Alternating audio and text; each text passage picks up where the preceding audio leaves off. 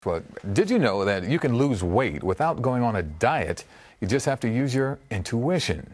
Joining us again on Talk Philly is Marisa Liza Pell. She's a medical intuitive, and she can help us learn to use our intuitions to be healthier. Welcome back to the show, young lady. Thank you so much, Ukee. For people who weren't with us last time, a medical intuitive is what? A medical intuitive actually looks at the body and is able to sense energetic imbalances in the body and get very detailed.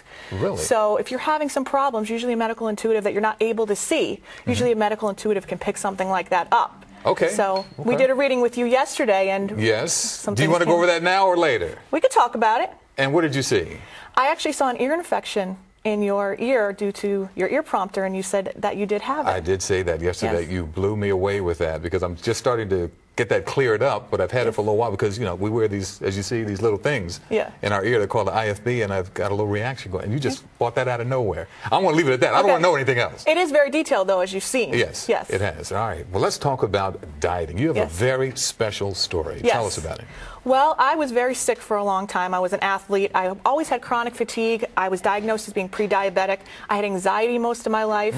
I had joint pain. My jaw couldn't even open. The TMJ was so bad. That bad? That bad. What'd you do about it? So I was going to many different doctors, and for some reason my intuition told me, like, this is not, this is not right. Something must be going on. And it seemed every time I ate, I would have heart palpitations, spaciness, nausea, and I was having this joint pain. It was pretty bad. So it took me 3 years to figure it out. But when I figured it out, I realized that everything I was eating was contributing to my health problems. These are some of the things that you were eating? Let's break it down. We've got a couple minutes. Well, first of all, you might think that diet soda is actually good for you. And if you put that on a car battery, it can eat the car battery. I always wondered about that. I've heard that. So just think what it's doing to your inside. Exactly. And it also contains aspartame, which if you put that in sink plumbing, it does not, it cakes onto the sides, which is what it does in your intestine. And it's a neurotoxin which kills brain cells. All right, let's go. Okay. This you would think is simple. It's bouillon. Bouillon, right. Okay. Most restaurants use this in all their sauces, all their soups, as a way of, making the food a little bit cheaper so they can space it out.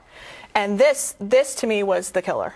It's loaded with MSG and sodium, additives, preservatives, and what is called exotoxins, which actually works on the central nervous system, causing anxiety and wearing away at your nervous system and spinal cord, causing degeneration in the joints. And now we go to spaghetti? No, it's not spaghetti. They're spaghetti rings and franks. Go. Yes, I mean, if you have this is the same thing. It has a lot of this in it. So if you're feeding your kids this is probably not the best for your kids. All right. So it has that. Now you want to come over to the cuisine here. Yes. So a lot of people go on diet plans. You can do all this without dieting and lose weight and actually feel better.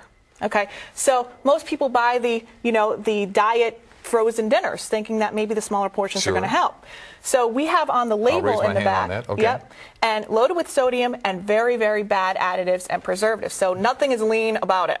Nothing at all. No. And finally, we have about 30 seconds. Sure. It says no MSG added on the label, but that's not true. There's actually MSG in the product. What you have to look out for is modified cornstarch, yeast extract, any type of chicken flavor, maltodextrin. It's all other words for MSG. How much did you lose? Probably about 20 pounds. Did you really? Yeah. Okay. Yeah. Very good. And you're going to come back and cook some for us. I'm actually going to show you, if you use all this in your cooking, what you can do to use to substitute it to make it additive and preservative free and good for your family. Marisa, thanks for coming by. We'll see you again soon. It's good to see you. Real soon, likewise.